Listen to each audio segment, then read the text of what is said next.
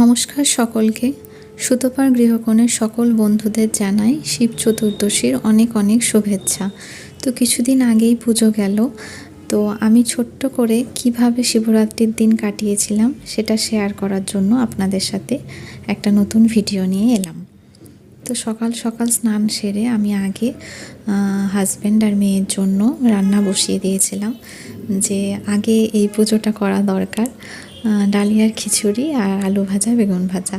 তারপর রেডি করে এনে আমি সুন্দর করে ঠাকুর ঘরের পুরনো যা কিছু ছিল সবকে ধুয়ে মুছে পরিষ্কার করে নতুনভাবে ঠাকুর সাজিয়ে দিলাম, আর ঠাকুরের সমস্ত আসন কেচে মেলে দিয়েছিলাম।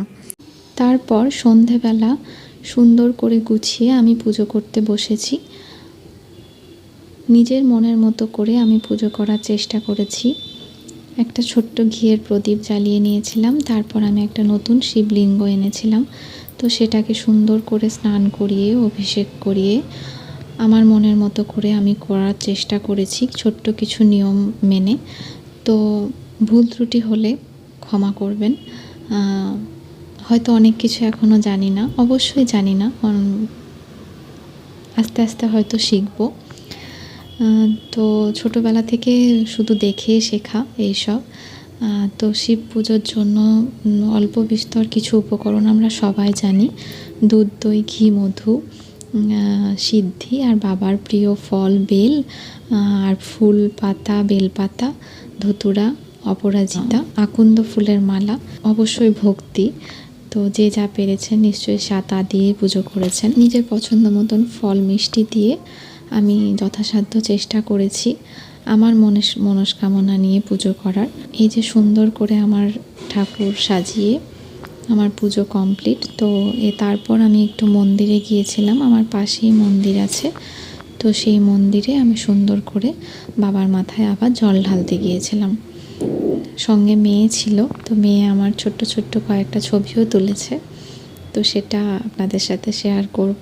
বাবার জন্য মন্দিরে যা যা লাগে সব নিয়ে চলে এসেছিলাম। একটু ফল মিষ্টি, ঘিয়ের প্রদীপ, ধূপ আর পঞ্চামৃত বানিয়ে নিয়ে এসেছিলাম।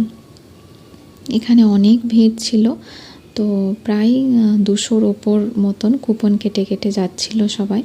তো আমার নাম্বার প্রায় 1 ঘন্টা মতো বসে থাকার পরই এসে গেছিলো। পুজো সেরে বাড়ি এসে ঠাকুরকে আবার মন প্রাণ ভরে প্রণাম করে আমি সুন্দর করে আমার ব্রত পালন করেছি। তো তারপর আমি শিবরাত্রিতে যা খেয়ে থাকি প্রতিবার তাই খেয়েছি। আমি সাবু খাই, অনেকে আটাও খেয়ে থাকতে পারেন।